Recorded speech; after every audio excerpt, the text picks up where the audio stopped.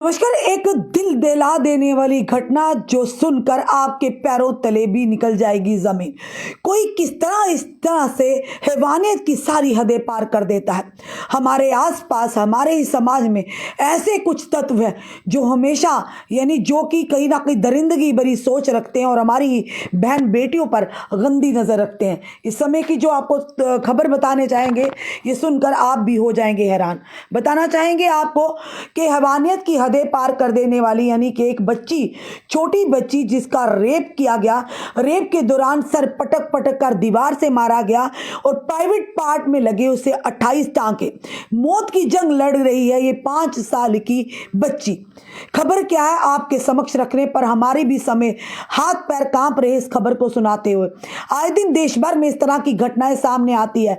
निर्भया की बात करें तो निर्भया के बाद ना जाने कितने और ऐसे केसेस आए हैं। निर्भया केस में भी कितने सालों के बाद उसे इंसाफ मिला था, पर आज उसके बाद भी लगातार रेप के मामलात सामने आते हैं। हमारी बहन बेटियों के साथ इस तरह से दरिंदगी होती है। बताना चाहेंगे खबर जो है मध्य प्रदेश के शिवपुरी जिला में 5 साल की बच्ची के साथ हुए रेप की घटना से पूरे देश को हिलाकर रख दिया। पूरा देश सन्न हो गया। बताना चाहेंगे बच्ची लहूलुहान हालत में मिली और फिलहाल अस्पताल में जिंदगी और मौत की बीच संघर्ष कर रही है। आप भी प्रार्थना करिएगा कि उस बच्ची की जान बच जाए। बताना चाहेंगे आपको कि किस तरह से दरिंदगी की सारे हदें इस व्यक्ति ने पार की हैं। डॉक्टर्स ने बताया कि इस घटना में बच्ची को गंभीर चोटें आई हैं, जिसकी वजह से उसके प्राइवेट पार्ट पर 28 टांके लगाने पड़े। इतना ही नहीं, बच्ची के शरीर पर काटने के निशान और सिर पर गंभीर चोटें भी, घाव भी हैं। खून से लथपथ बेहोशी की हालत में मिली थी ये बच्ची। लड़की के परिजनों ने 22 फरवरी 2025 की शाम को बच्ची के लापता होने की रिपोर्ट दर्ज कराई थी। इसके 2 घंटे बाद लड़की खून से लहूलुहान लथपथ बेहोशी की हालत में घर से कुछ दूर एक खाली पड़े छत पर मिली। पुलिस ने बताया कि शराब के नशे में धुत पड़ोसी बच्ची को बहला फुसलाकर अपने साथ ले गया और उसके साथ मारपीट की। लड़की फिलहाल ग्वालियर के कमल राजा अस्पताल में भर्ती है, जहां उसका इलाज चल रहा है, पर वहीं पर वो जिंदगी और मौत की जंग लड़ रही है।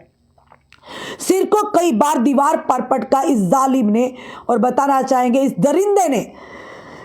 बताना चाहेंगे कि इस रिपोर्ट में बताया गया है कि रिपोर्ट के मुताबिक डॉक्टर्स के अनुसार रेप के दौरान हमलावर ने बार बार उसके सिर को दीवारों और फर्श पर पटका, उसके चेहरे और शरीर पर दांत से काटा। अस्पताल में भर्ती होने के बाद डॉक्टर्स की टीम ने 2 घंटे तक बच्ची का ऑपरेशन किया, लेकिन अभी भी उसकी हालत क्रिटिकल बताई जा रही है।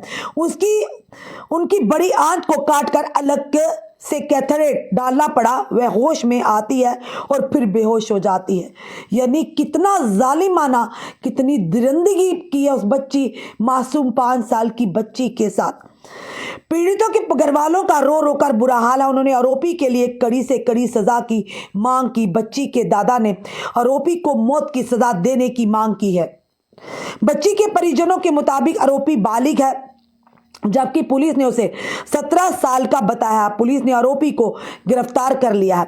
इस घटना को लेकर 24 फरवरी 2025 को शिवपुरी में विशेष प्रदर्शन भी हुआ, जहां पर स्थानीय लोग, बीजेपी और कांग्रेस के नेताओं ने जिला कलेक्ट्रेट के बाहर प्रदर्शन किया। केंद्रीय मंत्री और स्थानीय सांसद ज्योतिरादित्य सिंधिया ने इस घटना की निंदा की। उन्होंने कहा कि कानून के तहत सख्त कार्रवाई की जाए। क्या हमारे कानून इतना सख्त है? क्या हमारे कानून में इतनी सख्त सजाएं हैं कि उन्हें फांसी पर लटकाया जाए जो लोग मासूम बच्चियों के साथ इस तरह की दरिंदगी करते हैं? उन्होंने कहा बच्ची फिलहाल अस्पताल में भर्ती है और उसकी हालत स्टेबल है। मैं लगातार डॉक्टर्स की टीम से संपर्क कर रहा हूं और उन्होंने बताया हमारे क्षेत्र और प्रदेश में इस तरह के अपराधों के लिए कोई जगह नहीं है। मैंने घटना का तत्काल संज्ञान लिया और जिला प्रशासन और शिवपुरी पुलिस अधीक्षक से बात कर उन्हें सख्त कार्रवाई करने के निर्देश दिए हैं। महिलाओं और बेटियों की सुरक्षा हमारी सरकार की पहली प्राथमिकता है। दोषियों को बख्शा नहीं जाएगा। बेटी और उसके परिवार को न्याय जरूर मिलेगा। खुद सोचिए, ये खबर सुनाने में हमें कितनी तकलीफ हो रही है, और जिस बच्ची ने सारा सहा होगा, ये दरिंदगी का तांडव उसके साथ होया होगा, खुद सोचिए वो इंसान कहलाने लायक नहीं होगा। क्या होगा? वही लग जाएंगे जिस तरह से निर्भया केस में कितने साल लगे उसे इंसाफ मिलते हुए। फिर से जाएंगे, फिर से वो अपराधी छूट कर आ जाएंगे। पर खुद सोचिए इस बच्ची की मानसिकता पर, शरीर के साथ साथ इसके दिमाग पर जो छाप पड़ी है, किस तरह से बच्ची जो जिंदगी और मौत की लड़ाई लड़ रही है। 5 साल की बच्ची, यानी बलात्कार करने के बाद भी अगर मन नहीं भरा, उसके शरीर को काटा गया, उसके शरीर पर दांत के निशान लगाए गए, यानी इतनी हैवानगी ये कोई हैवान ही कर सकता है, इंसान ऐसी हरकतें नहीं करते। और उसी के साथ उसके प्राइवेट पार्ट में 28 टांके लगे।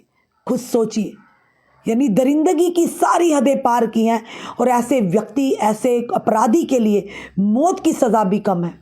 पर कहाँ मिलती है ऐसे अपराधियों को मौत की सज़ा? अगर मिलती होती तो शायद फास्ट ट्रैक कोर्ट के माध्यम से, तो शायद इस तरह की घटनाएं बहुत ही कम देखने को मिलती, या फिर होती ही नहीं। कहीं ना कहीं कानून व्यवस्था पर आज भी सवाल उठते हैं। कानून व्यवस्था आज कहीं ना कहीं आज भी कमियां हैं, जिसके चलते ये अपराधी खुलेआम इस तरह की घटनाओं को अंजाम देते हैं। खुद सोचिए उस बच्ची के माता पिता पर क्या गुजर रही होगी, जिस 5 साल की बच्ची को एक दरिंदा बहला फुसला कर अपने साथ ले जाता है। और वो बच्ची भी बच्चा है, उसे नहीं पता अगर बच्चे को चॉकलेट या टॉफ़ी हम देंगे या उसे बहला फुसला कर ले जाएंगे, बच्चे को नहीं पता कि अगले क्षण में उसके साथ क्या होने वाला है। माता पिता को सतर्क रहना होगा, माता पिता को सावधान रहना होगा, ताकि आपकी बच्चियां सुरक्षित रह सके। पर ये दरिंदे आपके हमारे आसपास भी हो सकते हैं। ये दरिंदे जो हमेशा हमारी बहन बेटियों पर बुरी नज़र रखते हैं, ये दरिंदे जो दरिंदगी करने के लिए किसी हद तक भी गिर जाएंगे, जिस तरह से इस 5 साल की बच्ची के साथ किया गया। खुद सोचिए, सोच कर भी रूह कांप उठती है। और जिसे करने में रत्ती भर भी संकोच नहीं आया, उसे शर्म नहीं आई। जिस माँ ने उसे पैदा किया है वो माँ भी एक औरत है।